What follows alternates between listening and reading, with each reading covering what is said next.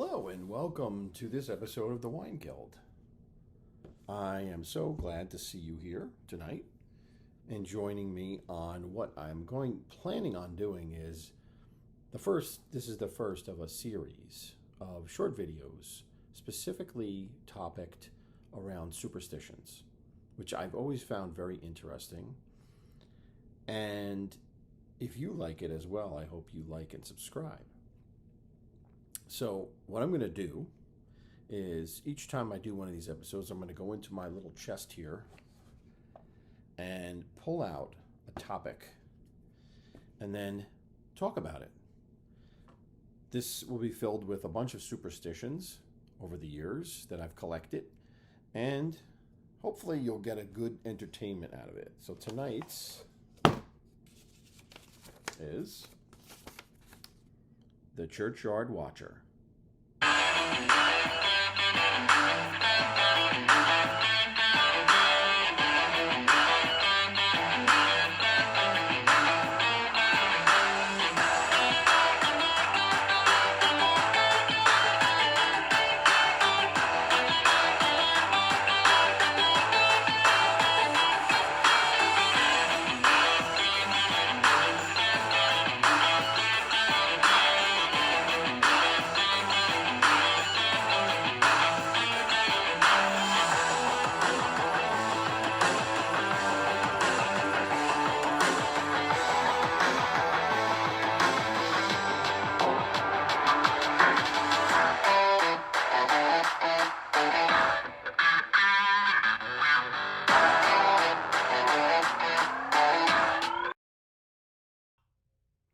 Since the beginning of Christianity, there's always been a lot of superstition that surrounded the event of a human's death, a person's death.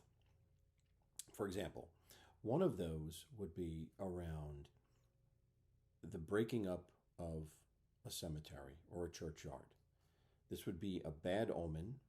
Many believed and feared such an event because it would bring tremendous bad luck to whomever caused it, and would also result in various hauntings around the area.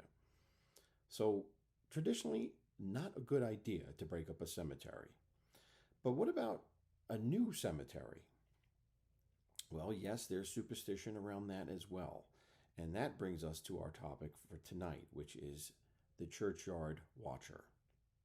Now, this superstition existed in the British Isles as well as Northern Europe for many centuries. In fact, it was found to still exist in the 1800s. So the crust of this superstition is that it was a bad idea to find yourself being the first person buried in a brand new churchyard.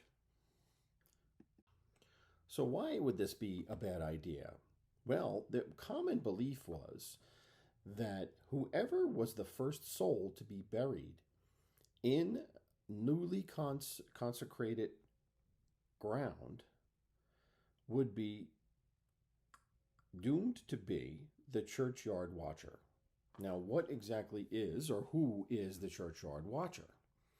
Well, the churchyard watcher is a soul that is compelled to stay in that graveyard and not pass over into the afterlife, but is compelled to stay there and first guard the tombs, guard the tombstones, guard the entire graveyard for possible grave robbers or other bad things that could happen to the resting areas of these Christian souls. Now, the other duty that the church watcher had was to shepherd those in the parish who newly perished or newly died into their graves. Now, this was not an easy task. In fact, the churchyard watcher had the unfortunate responsibility to every night go out on his horse-drawn hearse out into the countryside and find those about to die and take their souls back to the graveyard. Now, this cart or this hearse drawn by spiritual horses was never seen. No one could ever see it. It was completely invisible since it was spiritual. However, many swore that they heard the creaking and tumbling of the wheels of this cart, as well as the whinnying of horses in the dark nights. And it was said that if this cart ever stopped in front of a home, there would soon be a death. And in fact, if there was someone ill in the home, that person would die that evening and would go right into the cart, and the watchman would take that soul back to the graveyard. So, what happens to this unfortunate soul that is the churchyard watcher? Are they doomed forever to do this duty? Well, no. There's two theories around it. The first would be that they had to serve this role for 12 months, and then it would be passed on to another soul. The other theory was simply they would serve this role until the next person was buried in that particular graveyard. And then they could go on and rest, and the new person would assume the role.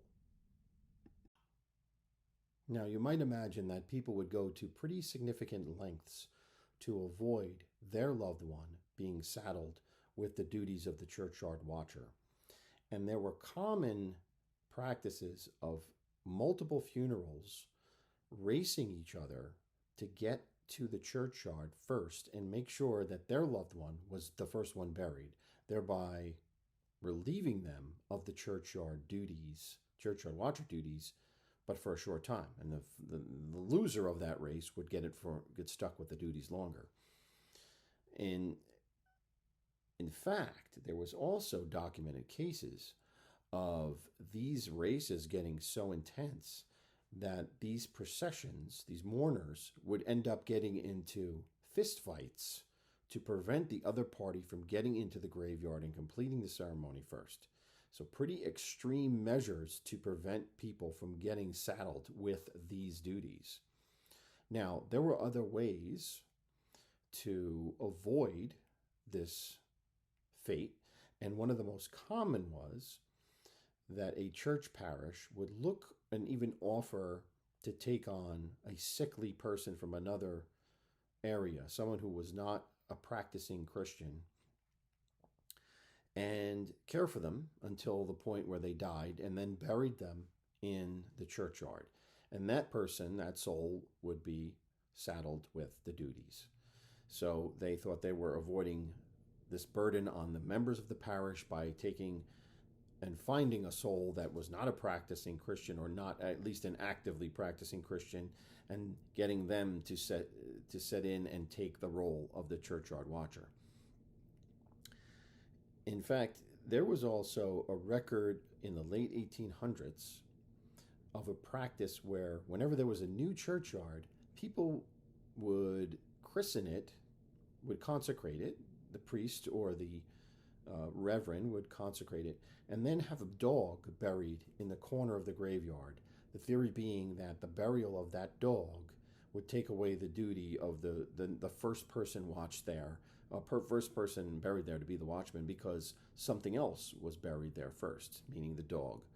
So pretty intense things went on to avoid being the churchyard watcher. So was this superstition something to be worried about? I don't know. But when you're planning your final arrangements, you may want to make sure that you pick out a plot in a very old and large cemetery. Either that, or make sure you offer to pay for a friend's funeral as long as it happens after yours. Thanks for watching.